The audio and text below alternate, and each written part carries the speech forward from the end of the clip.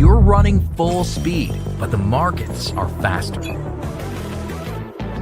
Quasar Markets Live brings the world's top financial minds to you. Everything you need to know in one place.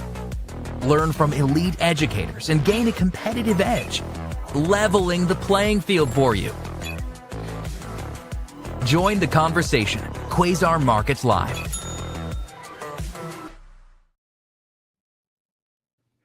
Good afternoon, Quasar Markets Live. So happy to have my good friend, Michael Shorr from Prosper Trading in. Michael, how are you doing today? Doing all right, thankfully. Good to hear it. I mean, what is this market doing, man? We've done over a 50% retracement now, huh? Yeah, I think the best thing that you could say is that you were here to see it.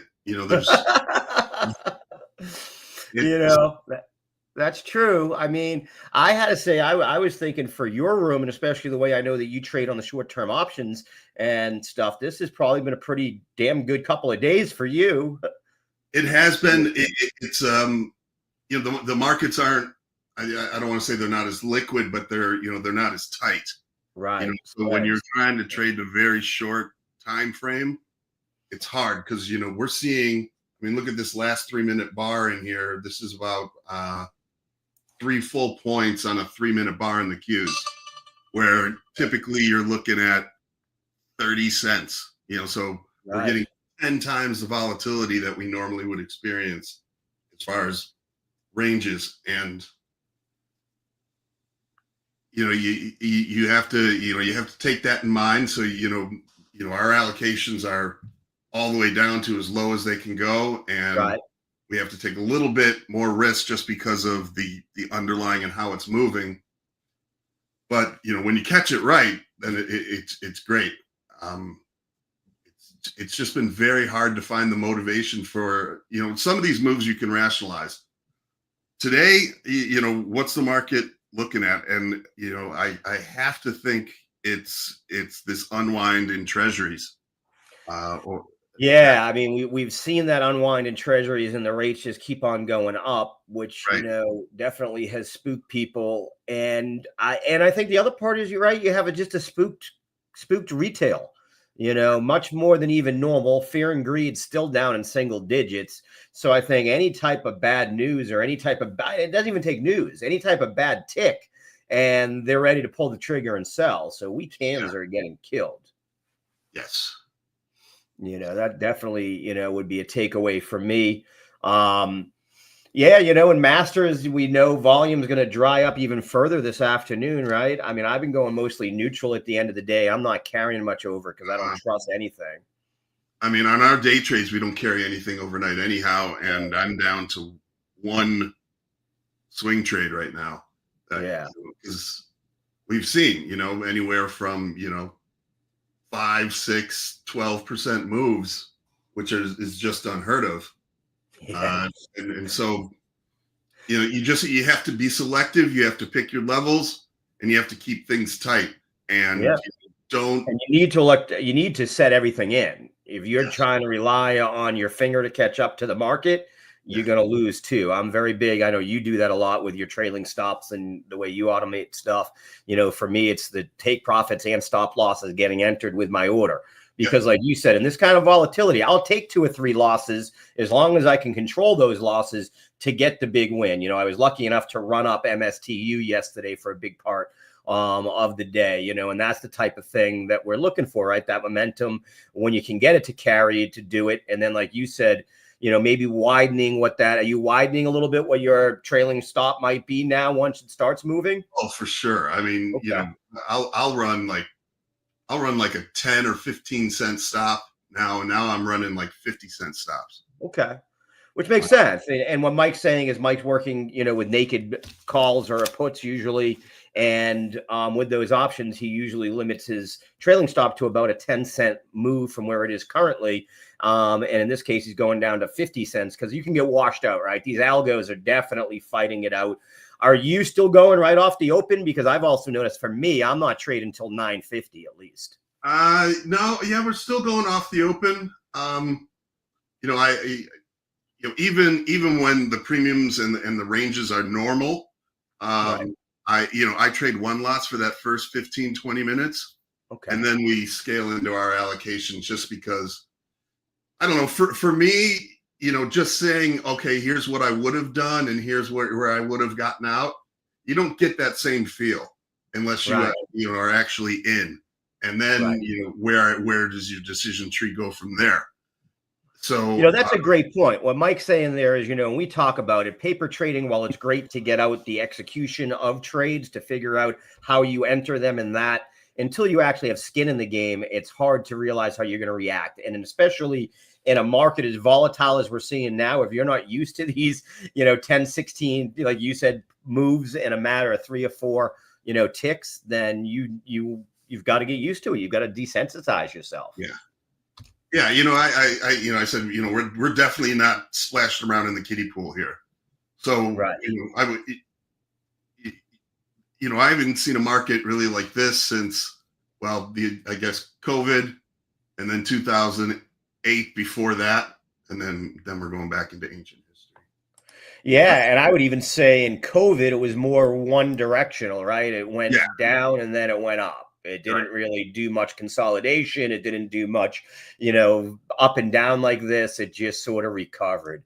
And like you said, the other thing is, I've heard all the stories and I've seen it in crypto where in a bear market, you get rip your face off runs that you then got to get, again, buy that dip and sell that rip, as Charlie and I always have said.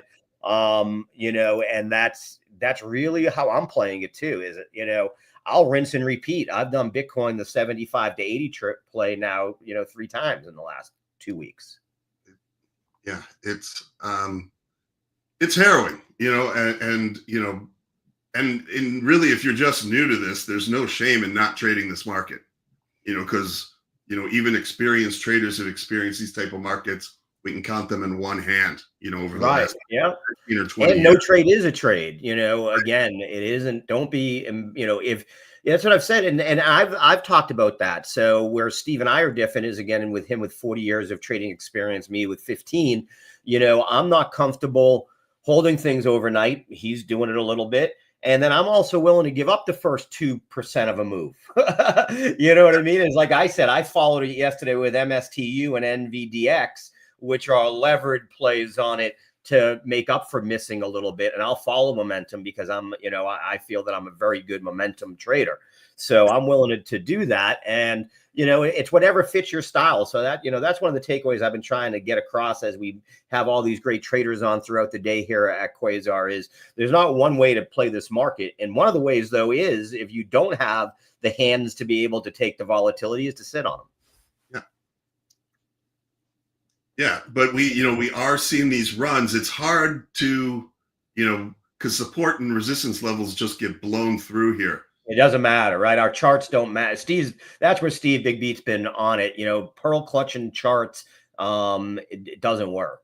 Yeah, I mean, you can look for what you would expect to happen.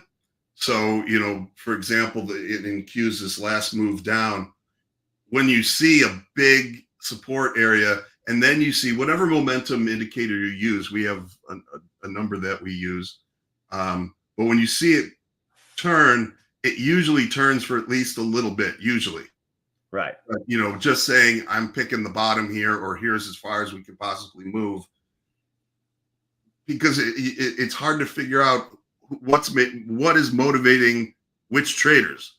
And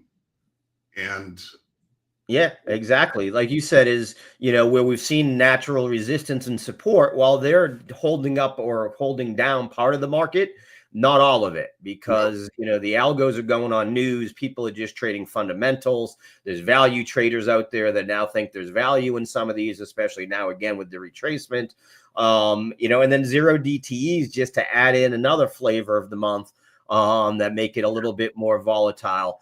Are you, for me, the other thing I've been doing is I've been watching the VIX, and as it picks up, the market has been going down. That was my next thing that I was going to say, is watching that VIX chart. And for those of you, don't watch the VIX itself, watch the VIX futures, which would be on Thinkorswim, it's /VX, because there's this whole, time weighted basket that they use Right, there's a disconnect. It's a broken instrument a little bit. Yeah, you want to use VIXX if you're using TradingView, not VXX, because VXX is short-term weighted.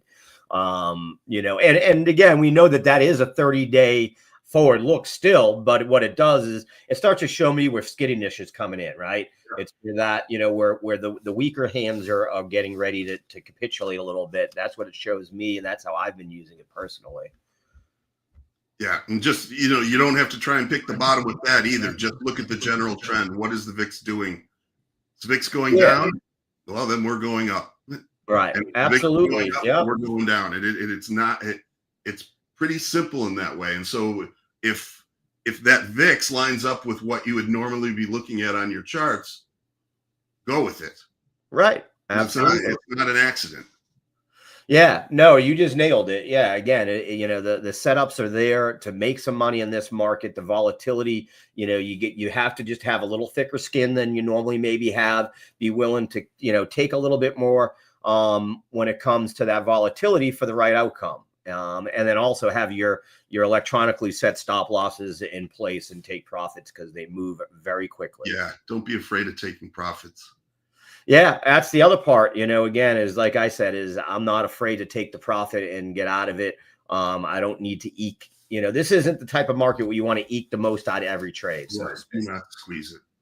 Yeah. Take your money and move on, because obviously there's going to be other opportunities during the day. It's not like you only get to trade once a day. Yeah. Yeah. Never mind all the instruments right now. You can trade the same instrument 15 times in a day, the way it's working, without a doubt. I think we're there already today. Yep. Yeah. Everything's moving down for sure today. You know, without a doubt. Mike, anything else you're looking at for the rest of the day here? I mean, we really got nothing until tomorrow. We got the 30-year bond auction coming up in oh, that's right. 17 minutes. Yeah, that should be interesting. Oh, that should be interesting. Who's going to step in and buy these? The 10-year auction yesterday went off really well, and that's when we started rallying. Right. Absolutely. So, and the 30-year is typically what is held most by China, Japan, the people that are dumping this. So we'll see if it'll be interesting how many of them we buy back ourselves. Is the other part of that. For people that don't know, the largest buyer of our own treasuries is us. Social Security buys them. Other parts of the government to, you know, again, to ensure that they can get a little gain. Right. Awesome. Well, thanks for coming in, Mike. Like always, I know you got a busy room to get back to there at Prosper. I've put up here how to find Mike at Mike Shorr, CBOET. Follow him on Twitter. Always has great stuff. And again, you know, prospertrading.com gets you all the information on Mike's rooms. His short-term option room is one of the most popular over there and always very successful. Thanks for joining us, Mike. Man, thanks a lot for having me. Good luck, everybody. Keep it tight.